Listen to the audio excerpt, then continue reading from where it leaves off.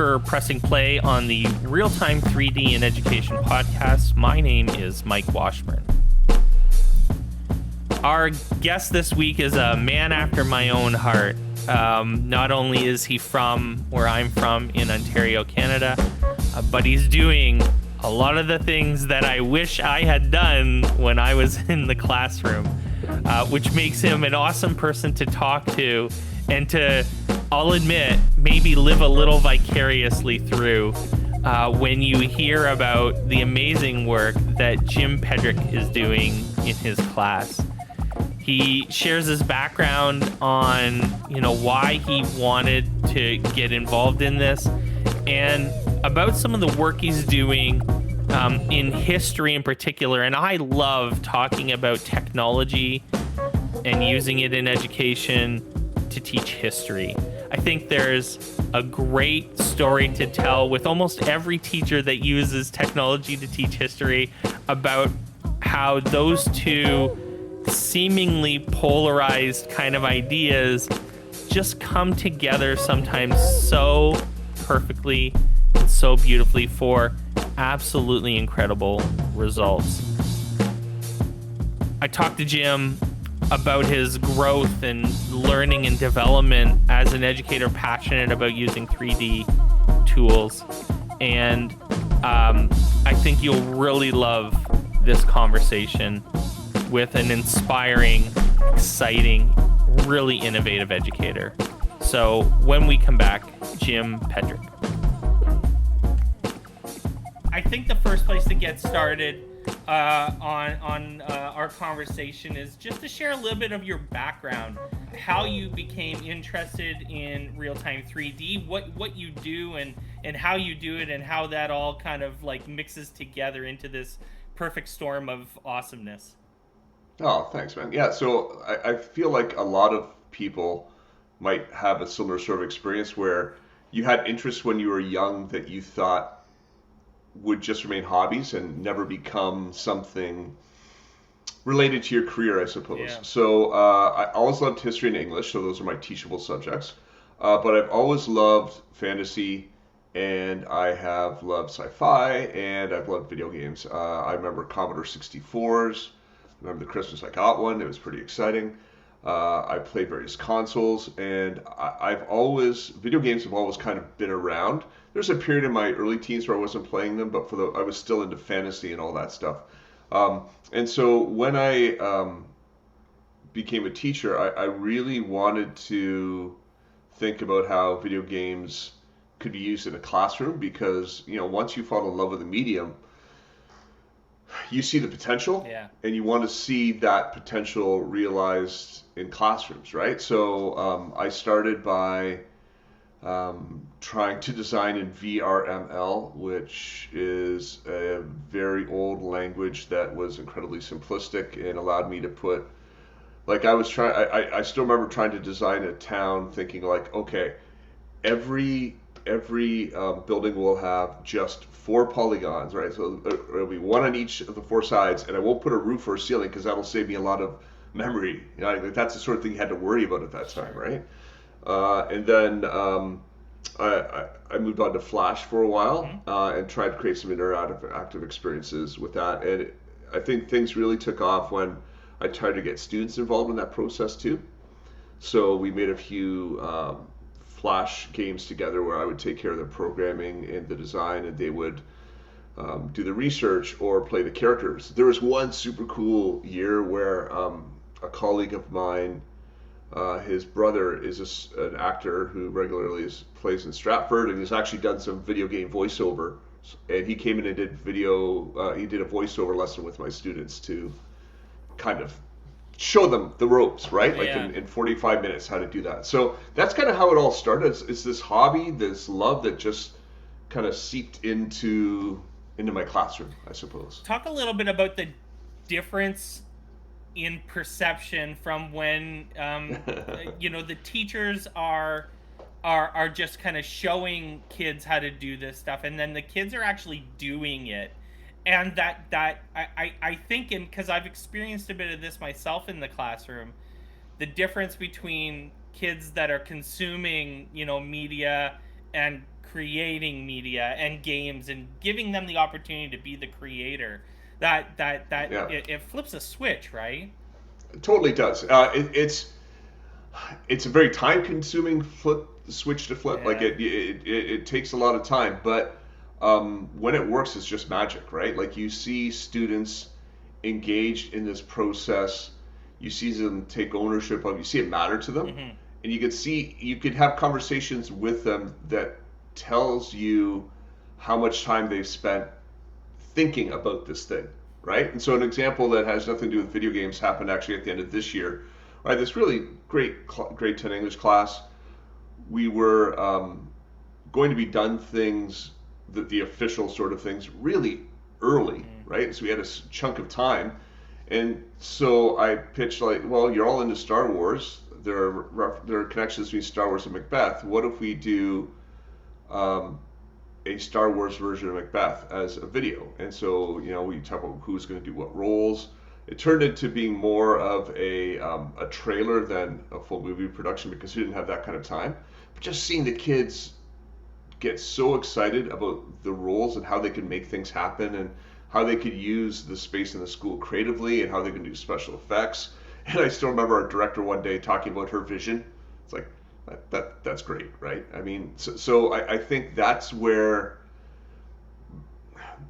like you said, once you flip that switch, so many exciting things can happen, right? Yeah.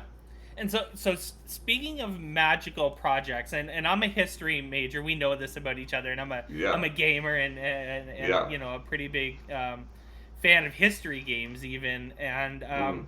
I gotta say, I am constantly blown away by the Scanning History project. Oh, So thanks. I'd love for you to tell the audience a little bit about it, where you got the inspiration, and what you're seeing happen in this project. Awesome, thank you. Yeah, we've been involved in it for a while, but it's really starting to flow nicely. So basically, a couple of years ago, a colleague of mine named Tammy Denemy, who's a teacher in our board, an Indigenous lead, I think she sent me an app someone had sent her done by the BBC, and it was an early form of AR where you could place 8 to 10 objects like the Rosetta Stone from the British Museum in your room using your phone. And it, it, it was so interesting the way she phrased the email because I don't know if the Scanning History Project would have started if she had phrased it differently. She said something like, "It's too bad we can't do that." And I'm like, that sounds like a Challenge challenge. accepted. Exactly, challenge accepted. So like at that point, I had no idea how any of that was done, and I was pretty sure that the AR would be beyond me. But like the models themselves, I've worked enough with video game design that I had a concept of what a 3D model was.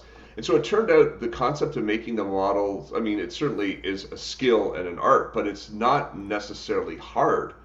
So the technique used most frequently is called photogrammetry. It's basically the process of taking a whole bunch of pictures of an object, filtering them through the correct program that kind of spits out or creates a 3D model that you could use in video games or in all sorts of platforms. And so once I figured that out, we started to work with museums to scan their artifacts. I worked with a local indigenous school called Standing Stone Elementary of the Oneida Nation, and worked with their students to actually scan some of the artifacts they had at the school as well. And we just started working with various museums to make this happen. Some of the high points included we went to the Royal Ontario Museum in Toronto, and 4 engineers from Microsoft Vancouver, then two from Vancouver, and then two from Microsoft Redmond, flew out to work with my students directly. It's amazing. That's wild, right? And so what we've been doing with this content is trying to build a 3D museum that you can download for an early version from my website for free, and then keep adding things to it. And hopefully we'll get to a point where other schools and other places in the world contribute to this museum as well. And what are you seeing in terms of students' understanding of the artifacts and the history, like Yeah, the actual like learning outcomes still kind of have to be achieved. totally. You're an elementary, or you're a, sorry, Secondary, yes. I'm gonna rephrase that. So Yeah, you're a school teacher and you have to hit certain objectives as a yeah, public education school teacher. yeah, So this has to do that. So how are you sure. seeing that end up accomplished? Yeah, that's a great question. So it's actually it's a perfect crossover because at least the curriculum in Ontario, and I think it's becoming more common in North America. History classes are supposed to focus on primary sources, right? And primary sources, when you work with primary sources, you have to investigate those sources. You have to look at them in detail. You have to examine them. You have to think about the historical context of those sources. That's exactly the sort of work we're doing. Like we're taking all these photos, the kids see all sorts of things on the object and they pay careful attention to those objects, right? Um, they also learn a lot of job related skills, which is an important part of our curriculum as well. This photo, even the being familiar with photogrammetry puts these kids in a different bracket. Actually, one of our graduates is now working. He attends Fanshawe College in London, and he worked on the restoration project of the Holy Roller, which is this famous World War II tank that sits in Victoria Park in London, Ontario. Hmm. And he was responsible. He and his team were responsible for 3D scanning the inside of that. Right. So there's a direct through link, right? And I believe his goal is to go into video production and maybe video game design, right? So there's a clear link there. We also, when we worked with museums, the museums, and this is super cool, actually let students handle the objects. There was one local museum, the Strathroy Caradoc Museum, that during the pandemic sent boxes of stuff to my school, boxes of artifacts in the museum to my school for my students to handle and photograph without a museum curator present. And they taught the kids how to handle the objects through a Zoom call. So they taught them how to put on the white gloves and how you always support the object with one hand to the side and one hand underneath. And think about those students have now had a rudimentary level training in museum curation from an actual museum curator, right? Yeah. So in terms of job preparation and related skills, I think there's lots of connections there. And so let's talk about that for just a second, because Yeah. I can draw a line for me personally from video games to teaching to doing what I'm doing now. Oh, And I totally. can articulate that. Yeah. Actually, I do articulate that all the time to people. What are Mm. you talking about when? So you just talked about a student who was directly influenced by some of this work. And so, Mm-hmm. what are you telling your students about the future of, careers or opportunities that directly involve the things that they're doing in their high school history class? Totally. And so I think a few things occurred to me as you asked that question. One of them being that I'm going to guess in your case, Mike, your ability to draw that through line is almost after the fact, right? You look back and you Yeah, no, draw forward, 100%. right? Yeah. Yeah, like when you were younger. I would never have Yeah, thought that I totally. was playing Civilization 2 in my parents' basement of my house. I never would have thought I'd be in education, doing Minecraft and Epic Games and Unreal All Engine that stuff, stuff. right? Yeah, never. Yeah. And Sid Meier, if you're listening, we're interested too. Yeah, Yeah, yeah. that would be great. But yeah, so I think with the students, I try and maintain a balance between the job preparation and just the engagement in the sense that obviously we want students to be aware of the connections to potential fields, but I also want it to be good education for education's sake, for the sake of learning, right? So certainly I'll say, this is a growing field.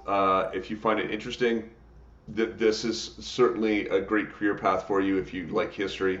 I also mentioned the fact that you don't necessarily have to go into history to use this. It's connected to this kind of technology is used in medicine and geography and civil engineering and all sorts of different disciplines. Even just commerce, right? The ability to have 3D models of objects and shoes that might be sold online. these are all possible career paths for someone who has at least an introductory level understanding of what photogrammetry is and what that process is, right? Mm-hmm. So I think balancing those two things is and trying to respond to the students too. Like if the students say, well, I really want to go into video game design. Well, how do you think backgrounds are made, right? I mean, the technique we're using here is essentially the same technique that Quixel uses to make those incredible megascans. It's just they're using much more powerful hardware and to do that. Sure. So, switching gears for a second now, there's going to be a lot of people listening to these podcast episodes that are feeling overwhelmed, are feeling like this is something new that they don't want to let them pass by. And I think that you and I both are pretty passionate about continuous education. And it seems to me that you take very seriously your own growth as an educator in terms of this. I think I constantly see you on Twitter, not just sharing about the projects that you're doing with your students, but sharing a lot about what you're learning and your experiments and your failures and your successes. So talk about that for a little bit. Talk about your experience learning this and kind of maybe a little bit learning as you go. Yeah, totally. Yeah, so it's seriousness to some extent because it does matter, but I think it's also an excitement and a genuine desire to create things too, where I like to learn new things, right? And I'm going to guess if you got into education, there's something about the process of learning that excites you. Sure, you would hope hope, so. right? Yeah, I hope so. So yeah, the Unreal Accelerator is an incredible way to learn. Usually they be over 4 or 5 days, either in sequence or in a row or spread out over a couple weeks. Um, Usually, if any, I think the Unreal Engine, because of its sheer power and capability, can be a little intimidating for people. I totally get that. Um, Even for someone like me who has a little bit of self-taught game design, I don't want to call it knowledge, just call it just awareness. It can be an intimidating piece of software, right? But it's also possible to learn how to do so much so easily, in the sense that it's not like you don't have to know the whole program. I don't think you're ever going to meet anyone who uses every aspect of that program, because it does so many things, right? It's used in video production, The Mandalorian. It's used in video game design. It's used in to do simulations in the military and in medicine and all sorts of fields. So you tend to find people who specialize in one thing, and Ian Southwell is a great example of that, right? Like he started out essentially as a graphic design artist, right? Who has learned a great deal about the programming, and now is an excellent teacher who can communicate so much and teach so much about that, about the blueprints, the mechanics of that tool, but he still has gaps, right? He doesn't know everything, right? So I think for anyone who is thinking about the Unreal Accelerator, you need to understand that with the Unreal Engine. It can be intimidating, but it's super powerful, and if you focus on what you want to accomplish, that thing is possible. I would also suggest Twinmotion is an incredible place to start. Like if you have no design experience and you've done no work in 3D, I think Twinmotion is the way to go. Like just to understand some of the basics, the menu is so simple, and I actually like the way I think about Twinmotion is I think it invites play, right? Like you want to drop, you want to drag things in. You want to experiment with the bars. Like I love going to the weather settings and changing it from snow to rain to a sunny day just by moving that slider. And it's always amazing to watch teachers with no experience in 3D create something really visually striking after just a week of learning how to use this thing, right?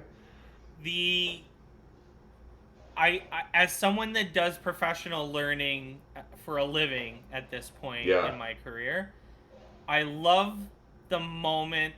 I always cherished in the classroom the moment when a student went from not knowing to knowing. That moment where you realize that they got it and Yeah. they light up. And adults, it doesn't change. We sat in that accelerator together at ISTE a couple months Yeah. ago, and you could watch. It may not have happened right away, and it happened at different places for different people, but watching people's Mm. faces change from that moment of not knowing to that moment of knowing something and feeling like, Yeah. hey, I can do this, is amazing. That's like one of the coolest things, and you get to help deliver some of that experience now, right? Yeah, and that's amazing. I'm a big fan of. I think this very much connects to what you're saying. PD should always give you that, right? Like you should leave professional development either understanding something better or having something you want to explore, something you're passionate about, Sure. right? And so one of the things I like to do in the accelerator is I like to make sure I try and figure out why everyone signed up in the first place, like what brought you here, and then start thinking, okay, so how can I make sure you go off in a direction that's interesting to you, Yeah. right? How can I, so the last accelerator I worked on, the range of ability and background was all over the place. We had some people who had taught Unreal for years, and we had some people who were new to everything. And then my goal was simply to help those people find something of use that would propel them forward, right? And so one of the examples that really struck me, I was working with a prof. I can't remember if it's U of T or I think it's U of T, from the architectural department, and he was actually he signed up looking for a visualization tool that he could use easily with his students. And so Twinmotion's a perfect fit. But then we wanted to create, he really wanted to create a feedback loop. He's like, okay, so we take these presentations and we show them to people and we have to wait for the email back. How do we actually create something that creates flow? And so we actually came up with the idea of embedding QR codes in the Twinmotion build as a Yeah. Yeah. texture that someone could scan with their phone that would take them um, directly to a form that they could give feedback on, right? And so now what he was doing, he and his students are working on building one Twinmotion world with 3 different potential builds, each with textual descriptions in the notes, and then a QR code for each, so that the city planners can just like click on each one, scan each one, and then give the feedback on that particular build. Like that sort of thing Amazing. is super exciting to me. It's awesome. So we like to talk about the future, Yeah, and I think that for folks that are probably listening to this, they're thinking a lot about the future. So I'd like to get you to think about the future a little bit. And where sure. do you see two things? Where do you see the pathway leading for interactive 3D for your students and kind of their future in this? And then where do you see your journey taking you, over the next few years, doing this work? Yeah, that's a great question. I guess on one level, I would love to.